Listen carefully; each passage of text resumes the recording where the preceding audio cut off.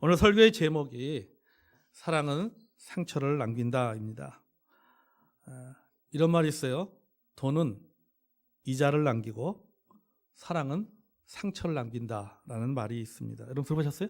돈은 이자를 남기고 사랑은 상처를 남긴다. 맞는 말이죠. 돈은 이자를 남깁니다. 이것은 당연한 경제 원리죠. 돈이 이자를 남기는 것처럼 사랑은 상처를 남깁니다. 상처 없는 사랑은 없어요. 사랑을 소재로 한 대중가요 그 가사도 보면은 사랑이라는 단어가 나오면은 꼭 상처라는 단어가 따라 나오는 것을 볼 수가 있습니다. 자, 여러분 우리가 이 그 대중가요만이 아니라 우리가 이 사랑에서 상처받은 사람들을 우리가 우리 주변에서 찾아보려고 하면요 아주 쉽게 찾아볼 수가 있어요. 꼭 이 사랑이라고 하는 것이 남녀 간의 사랑만을 말하는 것이 아니라 우리 성도들이 살면서 겪게 되는 다양한 사랑을 통해서 받는 상처들을 말하고 있습니다.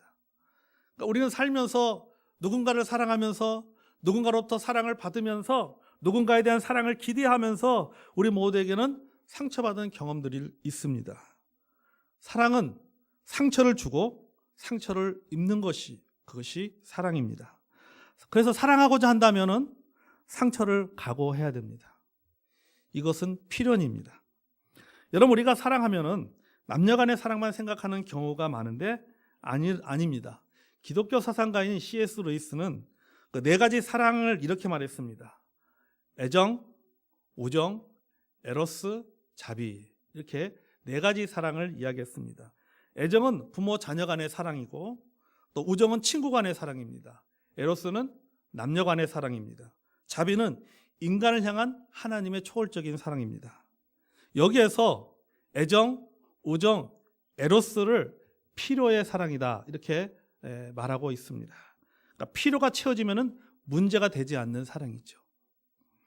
필요가 채워지면 사랑받고 있다는 느낌을 갖습니다. 필요가 채워지면 행복합니다. 필요가 채워지면 즐겁습니다. 필요가 채워지면 기쁩니다. 그러나 채워지지 않으면 부작용이 발생합니다. 그 부작용이 상처가 됩니다. 원망이 됩니다. 때로는 보복이 됩니다. 이것이 바로 필요의 사랑이에요. 그 필요가 채워지지 않으면 그것이 결국은 상처가 되는 것이죠. 여러분 왜 이런 상처가 생깁니까?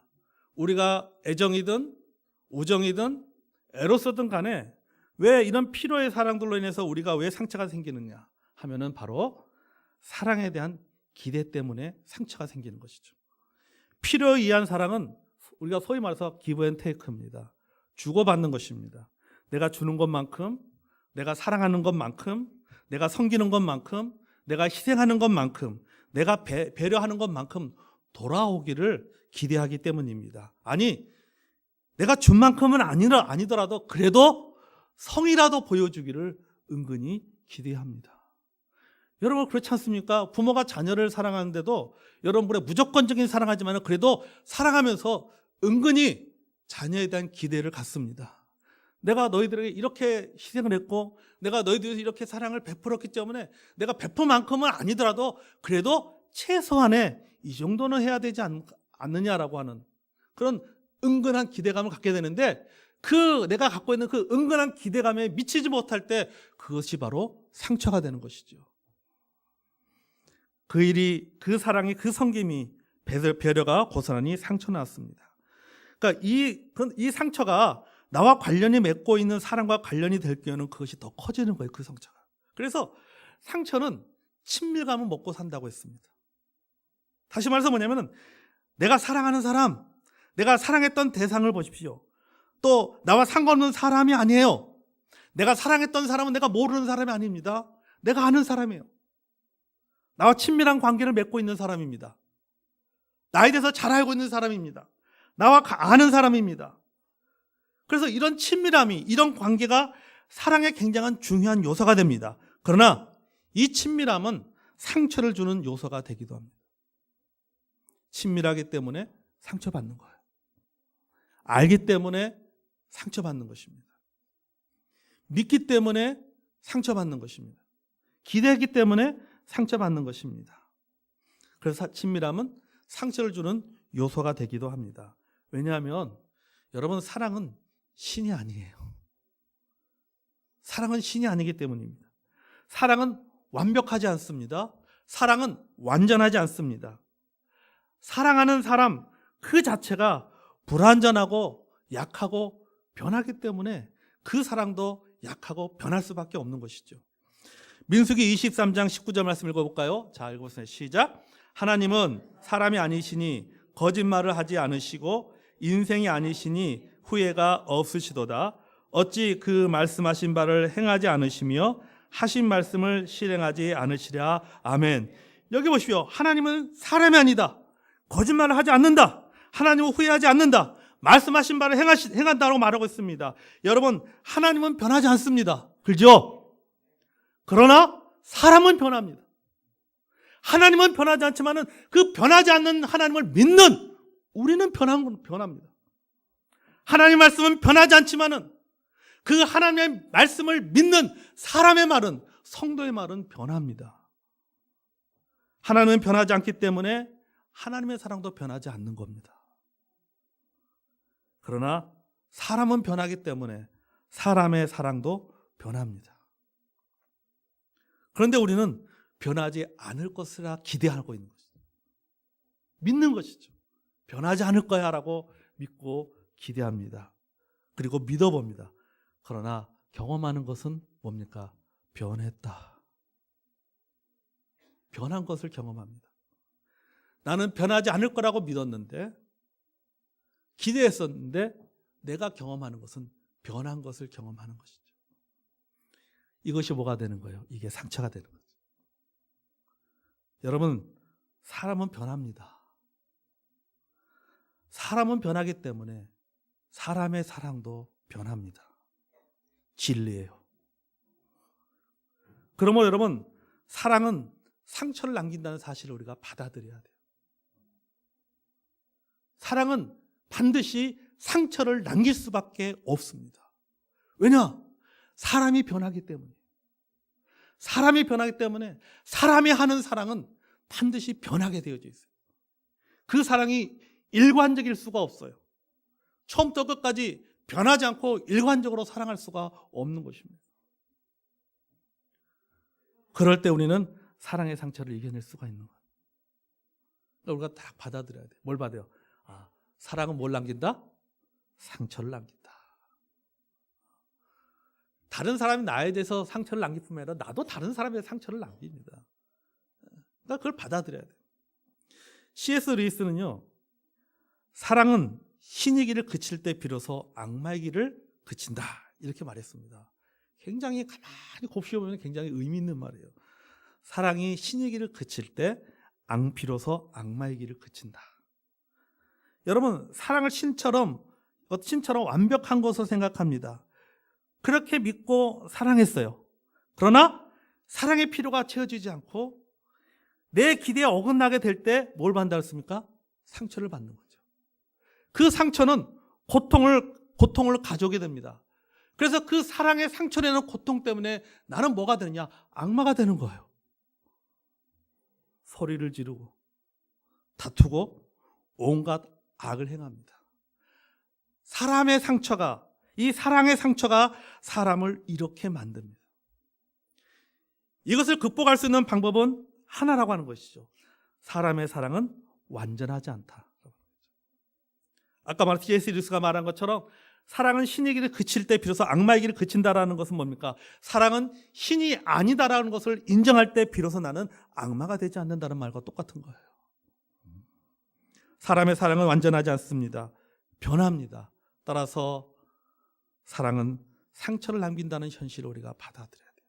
기본적으로 우리는 그것을 늘 가지고 살아가야 되는 겁니다. 여러분, 부활하신 예수님도 상처가 있었습니다. 부활을 의심하는 제자들에게 주님께서 부활하시고 난 다음에 그들에게 무엇을 보이시는가? 내 손을 봐라, 내 발을 봐라, 그리고 만져보라고 말씀하셨어요. 예수님의 손과 발에는 뭐가 있습니까? 못자국이 있습니다. 예수님의 몸에는 채찍 자국이 있습니다. 예수님의 머리에는 가시면류관의 그 자국이 있습니다.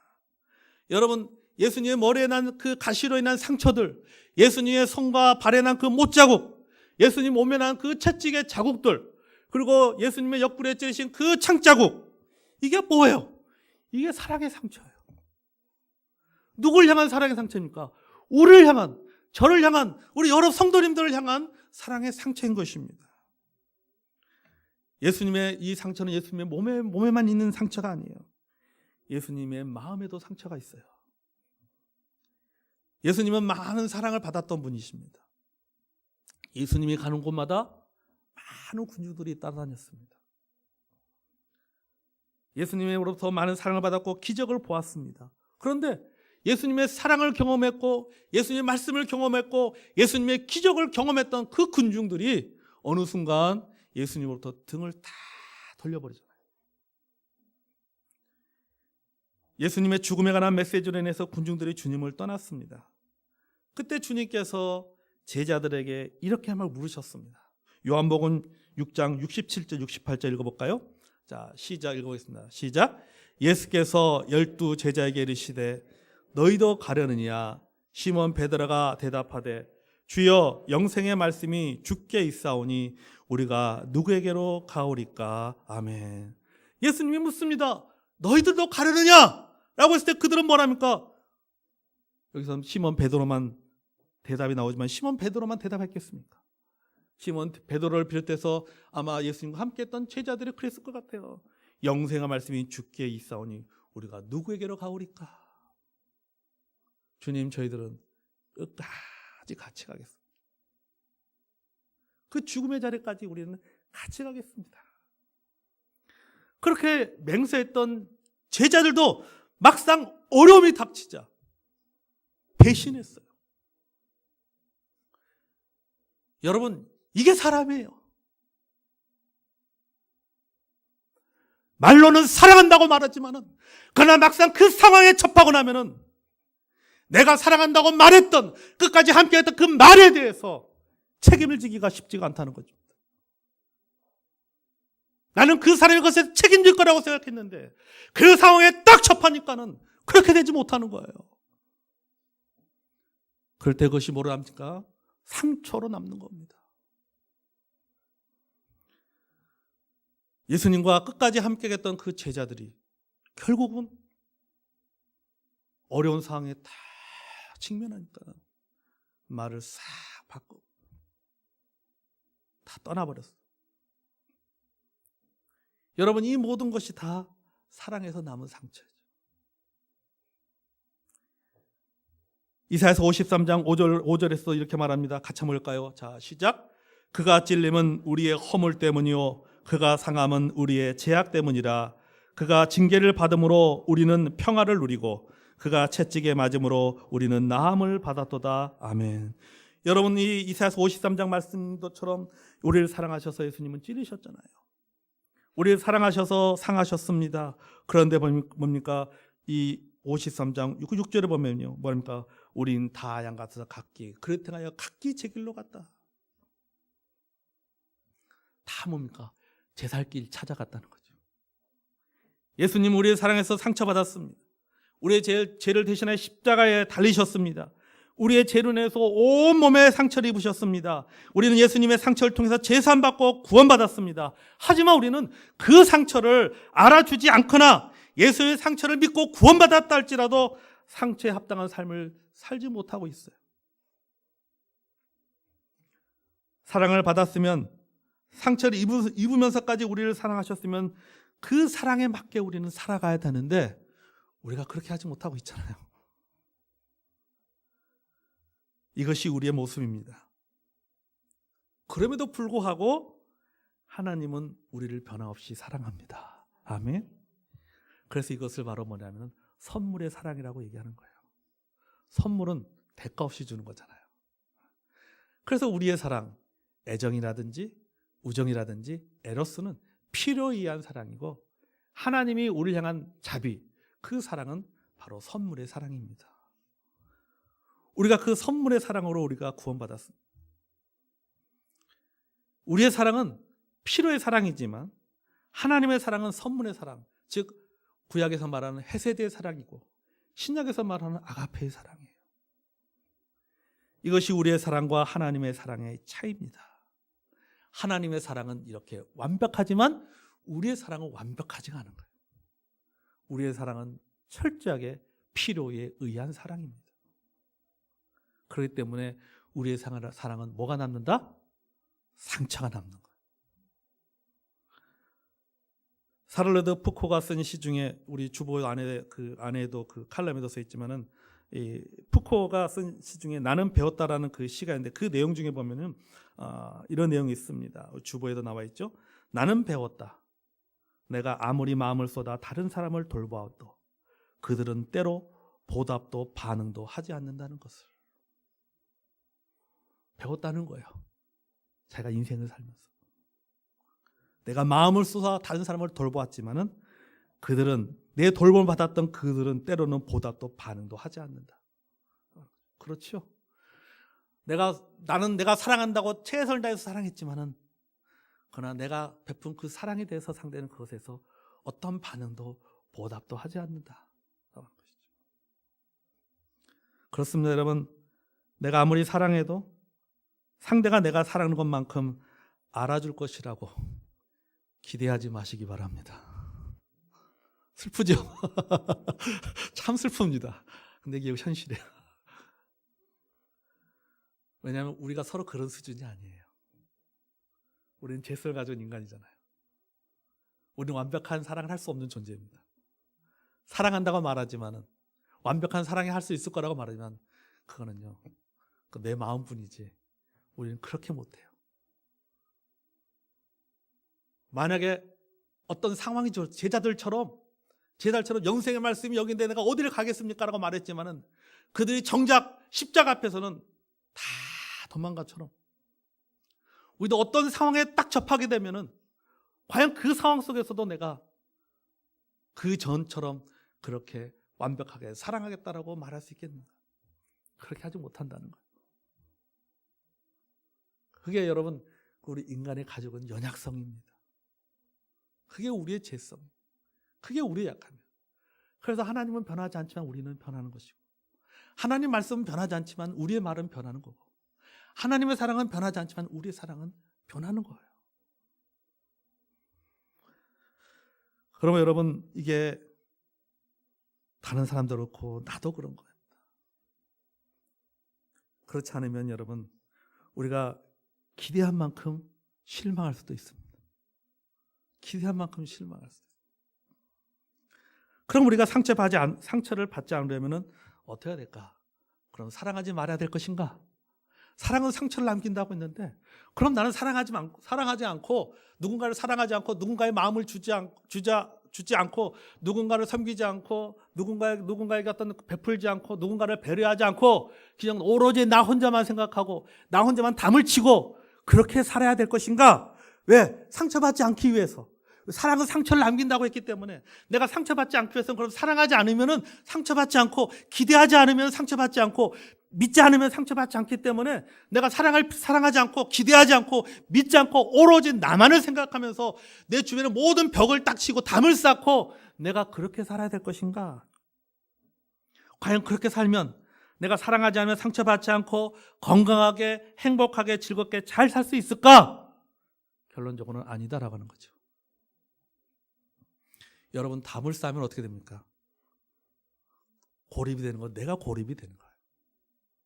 그 안에 내가 고립이 되는 거예요, 결국.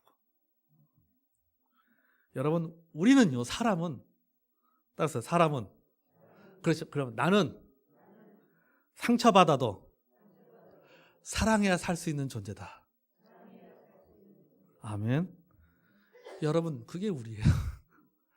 상처받아도 사랑해야 살 수 있는 존재입니다. 누군가 이렇게 말했어요. 모든 사랑은 상처를 남긴다. 상처가 없는 사랑은 없다. 그러나 상처받는 것이 두려워서 사랑을 피할 수는 없다. 사랑의 화살을 피하고 싶다고 피할 수 있는 게 아니기 때문이다. 그러니까 사랑의 화살을 피하고 싶다고 피할 수 있는 것이 아니다.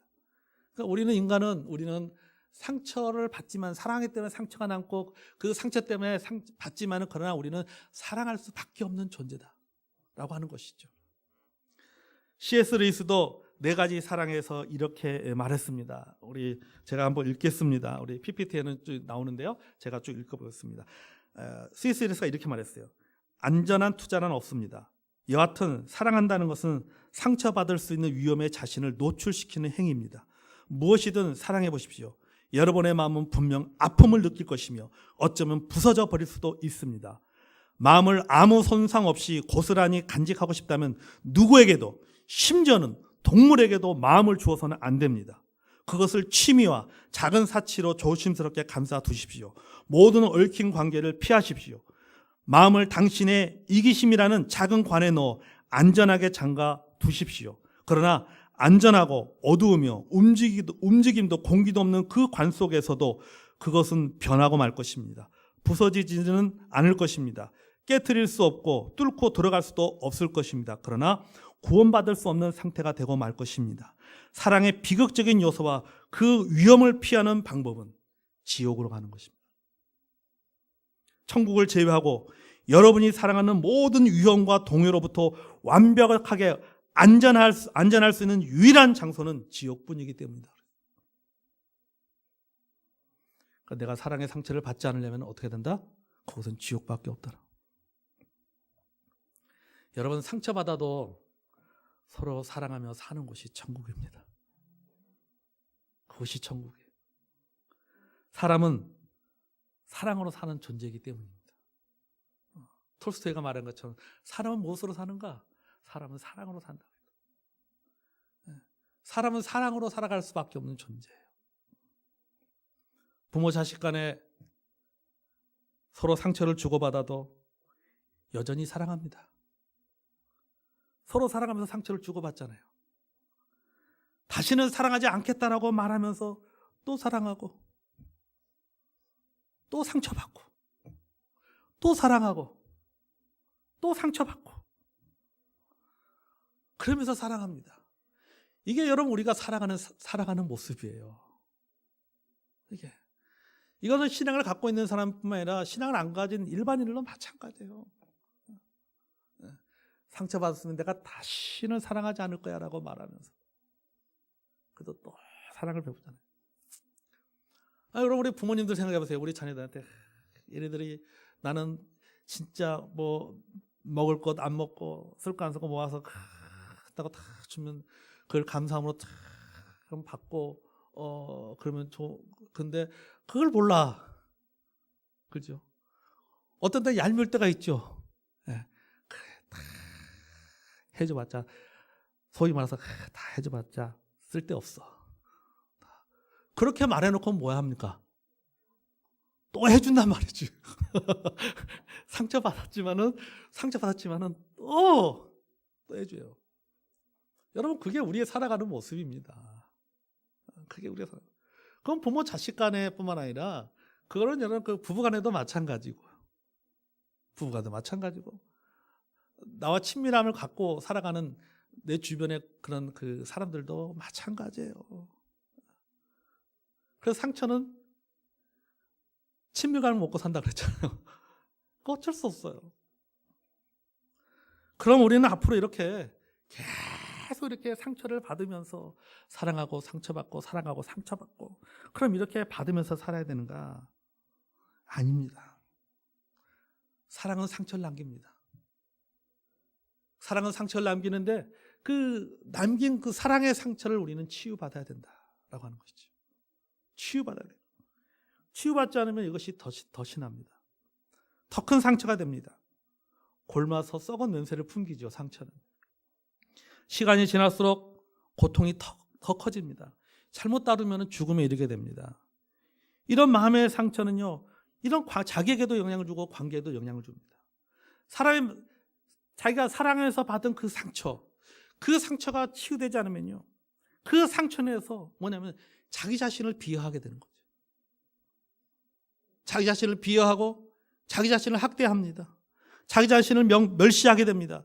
자기를 학대하게 됩니다. 자기 자신을 내가 싫은 거죠.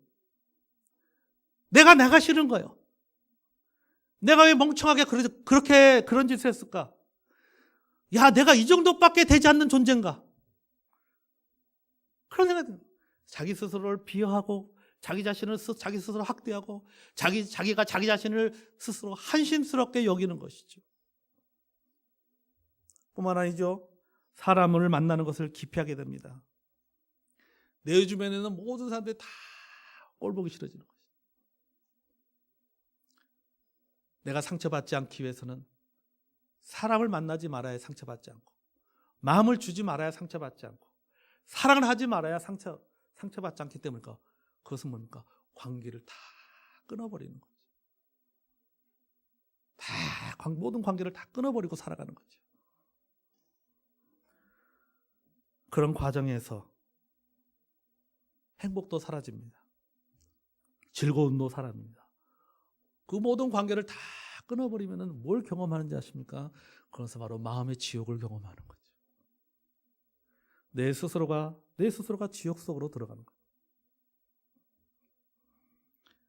여러분, 이것이 바로 치유받지 못한 사랑의 파괴력입니다. 그렇기 때문에 사랑의 상처를 치유받아야 돼요. 여러분, 상처가 나면은 약을 발라야 됩니다. 그렇죠? 약을 발라야 되는 거예요. 여러분, 우리의 사랑의 상처를 치유받을 수 있는 약이 있습니다. 오늘 우리 함께 읽은 본문의 말씀처럼 그것은 바로 길리앗의 유황이에요. 예레미야 8장 21절 22절 본문 다시 한번 읽어볼까요? 자, 시작. 딸 내 백성이 상하였으므로 나도 상하여 슬퍼하며 놀라움에 잡혔도다. 길리앗에서는 유황에 있지 아니한가? 그곳에는 의사가 있지 아니한가? 딸 내 백성이 치료받지 못함은 어찌 된고. 아멘. 여기 보십시오. 딸 내 백성이 상하였으므로 나도 상하여 슬퍼하며 놀라움에 잡혔도다. 여러분, 내 딸 백성 누굽니까? 하나님의 자녀들입니다. 하나님의 자녀들이 상처를 입었습니다. 그런데 그 상처 내에서 나 혼자만 힘들어하는 것이 아니라 하나님이 공감하신다라고 말씀하고 있는 거예요. 딸 내 백성이 상하였으므로 나도 상하여 슬퍼하며 놀라움에 잡혔도다. 하나님이 공감하십니다. 나도 상하였다라고 말씀하십니다. 여러분, 우리와 같이 예수님도 사랑의 상처가 있습니다. 그렇죠? 십자가에 받으신 상처라고 있습니다. 그렇기 때문에 우리의 상처에 공감하시는 거죠. 우리가 사랑함으로 말미암아 사랑으로 받은 그 상처 때문에 내가 슬퍼하고 마음이 상하고 너무 힘들어하고 있는 그것을 보면서 우리 주님도 그것에서 같이 느끼고 계신다라고 말씀하고 있는 것입니다. 히브리서 4장 15절 16절 말씀이 이렇게 말합니다. 개역 한글인데요. 개역 개정이 아니라 개역 한글로 한번 읽어보겠습니다. 자, 한번 읽어봐요. 자, 시작. 우리에게 있는 대제사장은 우리의 연약함을 체휼하지 아니한 자가 아니요 모든 일에 우리와 한결같이 시험을 받은 자로되 죄는 없으시니라. 그러므로 우리가 긍휼하심을 받고 때를 따라 돕는 은혜를 얻기 위하여 은혜의 보좌 앞에 담대히 나아갈 것이니라. 아멘. 자, 여기 보면은요, 우리에게 있는 대제사장은 우리의 연약함을 체휼하지 아니한다. 여기 체휼한 단어가 우리가 이 개역 개정 성경에는 동정이라고 번역했습니다. 동정. 우리의 동정한다라고 하는데, 그런데 이 방금 전에 개역 한글 성경에서는 체휼이라는 단어로 번역을 했어요. 근데 여러분, 체휼한 단어가 훨씬 더 다가옵니다. 왜냐하면 이 체휼한 단어, 이 15절 말씀 다시 돌려볼래요? 15절 앞에 15절 PPT 앞에 넘겨보세요. 여기 보면은 우리에게는 대제사장은 우리 연약함을 체휼하지 아니한다. 이 체휼한 이 한자 단어를 보면 체휼은요 몸을 나타내는 체자예요. 그리고 혀를 붙였습니다. 그러니까 여기서 혀는요 마음변에 피혀를 씁니다. 이 말은 뭐냐면요, 그야말로 체휼이라는 것은 몸과 마음으로 다른 사람의 고통을 느끼는 거예요. 함께 피를 흘리는 것입니다. 몸과 마음의 피를 흘리듯이 고통을 느끼며 살아간다는 뜻이 그것이 바로 체휼이라는 거죠. 이 말을 다시 말하면 우리가 마음의 상처에서 고통을 겪고 있을 때, 사랑으로 받은 그 상처에서 그것을 너무 힘들고 고통을 겪고 있을 때 우리의 몸도 힘들잖아요. 마음도 고통스럽습니다. 우리 주님도 똑같이 체휼하신다라고 말씀하고 있는 거예요. 그 주님도 똑같이 몸과 마음으로 고통을 느끼고 계신다라고 말씀하고 있는 것입니다. 주님은 고통을 느끼며 사랑한다는 뜻입니다. 그것이 우리의 상처를 대한 주님의 마음입니다. 공감하는 정도가 아니라 같이 느낀다. 본문은 계속해서 말하고 있습니다. 길리앗에 유황이 있지 아니한가. 여러분, 길리앗은 요단 동편의 고산지대에 위치한 그 성읍입니다. 이 길리앗에는 뭐가 유명하냐면 유황이 유명합니다. 유황의 주산지가 바로 길리앗이에요. 여러분, 유황은 유황목에서 진액을 짜서 만든 것입니다. 그래서 유황은 진통제나 치료제로 사용되는 약재입니다. 그래서 이 길리앗의 유황은 굉장히 유명합니다. 그래서 멀리 애굽이나 두로 등 외국 등지에서 수출할 정도로, 소위 말해서 이 길리앗의 유황은, 길리앗에 나는 유황은 소위 말해서 만병통치약이 만병통치약. 또 이 길리앗에는 유황을 잘 사용해서 질병을 치료하는 용하는 의사들도 많이 있었습니다. 그래서 이스라엘 백성들은요, 중한 병을 앓고 있으면요, 환자들이 다 어디로 가냐면 길리앗으로 가는 거예요. 길리앗에 가면 치료가 되는 거예요. 길리앗에 가면 거기가 뭐가 있습니까? 유황이 있는 거예요. 그곳은 또 누가 있습니까? 의사가 있는 거예요. 그래서 심한 병에 걸리면 거기로 가는 겁니다. 그럼 여러분, 이 본문의 말씀에서 말하는 우리에게서 길리앗에 유황이 있는 곳이 어디겠습니까? 그것은 바로 공동체입니다. 아멘. 헬렌 나우에는 상처 입은 치유자에서 공동체가 어떻게 상처를 치유할 수 있는가에 대해서 이렇게 말했어요. 기독교 공동체가 치유의 공동체가 될 수 있는 이유는 그곳에서 상처가 치료되고 아픔이 경감되어서가 아니라 상처와 아픔이 새로운 비전을 위한 출구나 기회가 되기 때문이다. 우리가 서로 고백할 때 서로의 소망이 깊어지며 서로의 나약함을 공유할 때 앞으로 우리에게 주어질 힘을 기억하게 됩니다. 이렇게 말하고 있어요. 그게 공동체가 가지고 있는 힘이라고 하는 거죠. 그러니까 내가 공동체에 나간다고 해서 그것에서 내 모든 상처가 치유되는 것은 아니라고 하는 것이죠. 그러나 그 공동체의 나감을 통해서 나와 똑같은 상처가 있고 아픔이 있는 사람 간에 서로 공유하고 서로 공감하면서 그 상처를 극복하고 이겨낼 수 있는 힘이 생긴다는 거죠. 그 과정을 통해서 뭐가요? 치유가 이루어지는 거예요. 그래서 길리앗에 유황이 있는 곳이 어디입니까? 영적으로 보리게 길리앗에 유황이 있는 곳이 어디입니까? 그것은 바로 공동체입니다. 아멘. 그것이 바로 교회라고 하는 것이죠. 우리의 공동체는 상처 입은 자들이 모인 공동체입니다. 하지만 상처를 입었기 때문에 우리는 서로의 상처를 공감할 수가 있습니다. 그리고 위로해 줄 수가 있는 것이죠. 그 과정에서 우리는 서로의 상처가 치유되거나 아니면 상처를 이겨낼 수 있는 힘을 받는다는 것입니다. 이것이 바로 우리의 공동체가 길리앗의 유황인 것이죠. 그래서 우리는 사랑은 상처를 남깁니다. 사랑해서 상처받습니다. 그 상처 때문에 힘듭니다. 그렇다고 해서 그 상처, 힘든 그 상처를 가지고 우리는 어디로 가야 되냐? 우리는 공동체로 들어와야 되는 거죠. 그래서 그 상처를 나눠야 되는 거예요.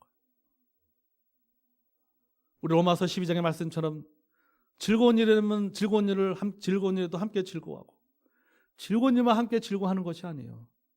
성경에 뭐라고 말합니까? 슬픈 일은 함께 슬퍼하라고 했잖아요. 좋은 마음만 가지고 나누는 게 아니에요. 나쁜 것도 함께 나누는 거예요. 근데 희한해요. 좋은 일만 나눠요. 나쁜 일은 안 나눕니다. 내가 잘된 것은 성도들한테 얘기하는데 내가 아픈 것, 우리 가정이 어려우면 절대 이야기하지 않아요. 그건 공동체가 아니에요. 좋은 모습만 보여주려고, 잘된 모습만 보여주려고, 성공한 모습만 보여주려고 하는 거예요. 성공하지 못했을 때 창피해서 창피함을 느끼고 공동체에 함께하지 못하고. 여러분, 고쳐야 됩니다. 이건 잘못된 거예요. 로마서 12장 15절 분명하잖아요. 즐거운 일도 함께 즐거워하고 슬픈 일도 함께 슬퍼하라고 했죠. 슬픈 것도 나눠야죠. 좋은 것만 나누려고 하지 말고 슬픈 것도 나누고 아픈 것도 함께 나눠야죠. 제가 목회자로 서습할 때가 참 많이 있어요. 잘된 거는 이야기하는데 아픈 거, 병원에 입원한 거, 치료받는 거에 대해서는 이야기를 안 해요. 이야기 안 해요. 참 그게 여러분, 그게 공동체의 모습이 아니에요. 그럼 아유, 괜히 목사님 부담 주고, 목사님 부담 주기 싫어서, 아유 목사님 다른 애들 바쁜데, 다른 애들 신경 쓴 거만 한데, 물론 사랑하는 마음이 있어서 그런 건 알지만은요, 그거는 여러분 그건 바른 생각이 아니에요.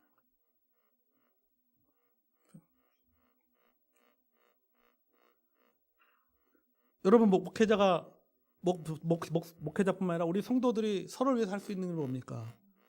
기도잖아요. 성령 안에서 교통한다는 것이 뭡니까? 그거 서로 기도로 나누는 거예요. 나눌 수 있는 것이 있어야지 기도하지.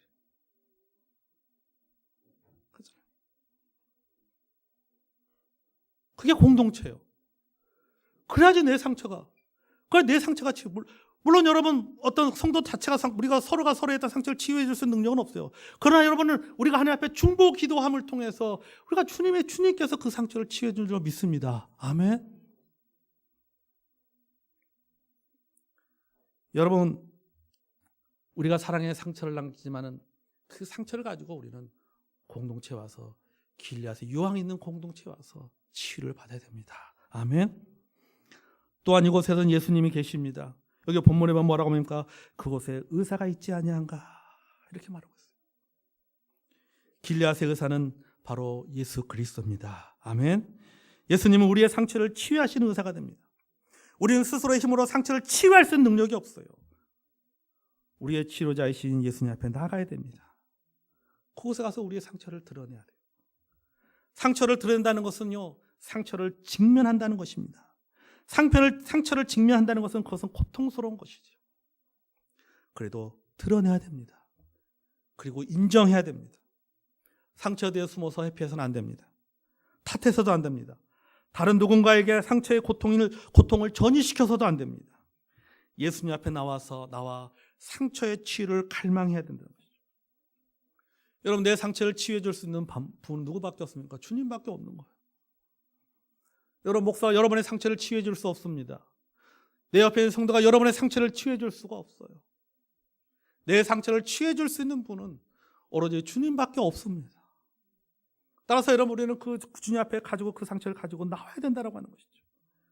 우리 주님은 여러분 상하갈 때를 꺾지 않으시고 꺼져가는 심지를 끄지 아니하시는 그런 주님이라고 말씀하고 있습니다. 길리앗의 의사이신 예수님께 나와 상처의 덩어리를 드러내야 됩니다. 그래야 비로소 치유가 시작되는 거예요. 숨는다고 해서 상처가 치유되는 게 아니에요. 숨을 것이 아니라 주님 앞에 가지고 나와야 되는 거예요. 가지고 나와서 드러내놓고 주님 앞에 구해야죠. 여러분, 다윗의 위대한 점이 뭡니까? 다윗은 숨기지 않아요. 자기의 감정 그대로 주님 앞에 가지고 나서 주님 앞에 가지고 나오잖아요. 그 때로는 저주의 기도도 하잖아요. 하나님, 저 인간 망하게 해주십시오. 하나님, 저 인간 죽게 해주십시오. 그렇게 솔직하게, 어쨌든 자기가 끌어안고 있는 것이 아니라 주님 앞에 가지고 나와서 다 내어놓잖아요. 그러다 보니까 어떻습니까? 그의 전반부의 기도는 원한과 탄식과 저주하는 기도지만 그 뒷부분은 항상 그의 기도에는 무엇이랄까? 하나님을 찬양하잖아요. 우리가 주님 앞에 상처했을 때 그 상처를 가지고 주님 앞에 가져 나올 때, 주님 앞에 가져 나서 그것을 쏟아놓고 주님 앞에 기도할 때 주님께서 우리의 마음의 상처를 치유해 주시고 우리의 입술에서 주님을 찬양하는 입술로 바꾸게 해줄 줄로 믿습니다. 아멘. 그러므로 여러분, 우리가 상처를 가지고 나와야 됩니다. 본문에 계속해서 말합니다. 딸 내 백성이 치료받지 못하면 어찌 됨인고. 딸 내 백성이 치료받지 못하면 어찌 됨인고. 이 말은 뭡니까? 너는 왜 너 혼자서 앓고 있느냐, 이 뜻이에요. 너에게는 길리앗의 유황이 있고 치료제 쓰는 의사가 있는데 왜 혼자 끙끙 앓고 있느냐, 이거 말이죠. 왜 너 혼자 왜 이러고 있느냐는 거죠. 왜 상처 끌어안고 혼자 고통스러운 시간을 보내고 있느냐. 너에게는 길앗의 유황이 있지 아니하냐 말이지. 길앗의 유황이 있는 곳으로 가서 의사에게 치료받으라 이렇게 말씀하고 있는 거예요. 여러분, 이게 하나님께서 이스라엘 백성들에게만 말하는 것이 아니라 우리에게 지금 말씀하고 있는 거예요. 너에게 약이 있는데, 의사가 있는데 왜 혼자 끙끙 앓고 있느냐. 여러분, 길앗의 영과 같은 공동체로 와야 됩니다.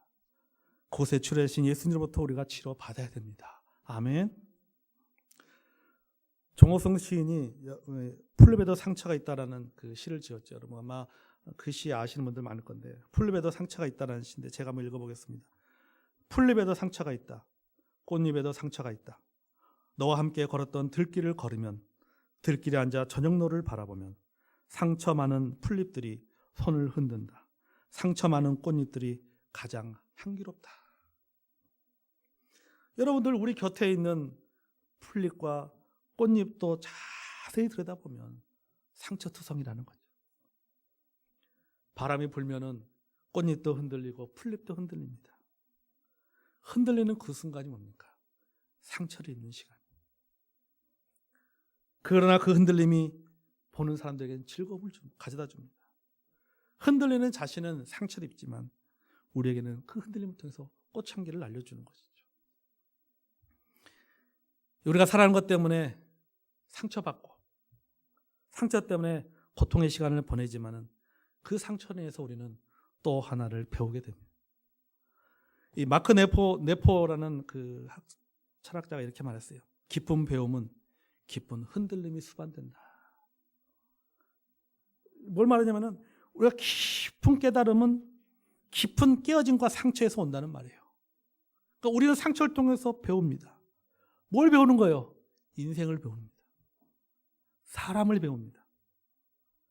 무엇보다도 주님의 사랑을 배웁니다. 이런 나에게 이런 상처가 있음에도 불구하고 주님 앞에 갔을 때 주께서 그 상처를 치유해 주시는 것을 보면서 우리는 다시 한번 변함없는 선물의 사랑을 베푸시는 주님의 사랑을 느끼게 되는 것이죠. 우리는 앞으로도 사랑할 것입니다. 그리고 사랑으로 말미암아 상처받을 것입니다. 그 대상이 가족이 될 수도 있어요. 그 대상이 남편이 될 수도 있고 아내가 될 수도 있어요. 이웃이 될 수도 있습니다. 그럴 때마다 우리는 결심하게 될 겁니다. 다시는 사랑하지 않으리. 그러면서 또 사랑하게 될 것입니다. 왜냐하면 미워도 다시 한번. 그것이 인간이에요. 그게 인생입니다. 그러나 거기에 머무르면 우리가 더 깊은 상처를 가져게 됩니다. 내가 상처를 입을 때마다 길앗의 유황이 있는 곳이 공동체로 들어와야 돼요. 그리고 우리는 그 안에서 서로 환대해야 됩니다. 서로 환영해 줘야 돼요. 서로 받아줘야 돼요. 또한 의사하신 주님 앞에 나가야 됩니다. 그곳에서 치유받아야 됩니다. 이길 수 있는 용기를 받아야 됩니다. 그래야 내가 살 수 있어요. 그래야 행복을 찾을 수 있습니다. 그래야 건강할 수가 있습니다. 우리는 앞으로도 사랑하게 될 것입니다. 사랑하고 상처받을 겁니다. 상처받을 때마다 그 상처를 안고 끙끙 앓고 있지 마시고 어디로 오라고요? 길앗의 유황이 있는 공동체 안에 들어서 그곳에서 우리의 영혼의 의사가 되신 주님 앞에 나가서 그 상처를 치유받는 저와 여러분이 되기 원합니다. 그걸 통해서 우리는 성장하고 성숙하고 마크 포네가 말하는 것처럼 우리는 배우게 되는 겁니다. 인생을 배우고 삶을 배우고 하나님의 사랑을 배우고 우리가 살아가는 것을 배우게 될 줄로 믿습니다. 시간 우리 기도하겠습니다.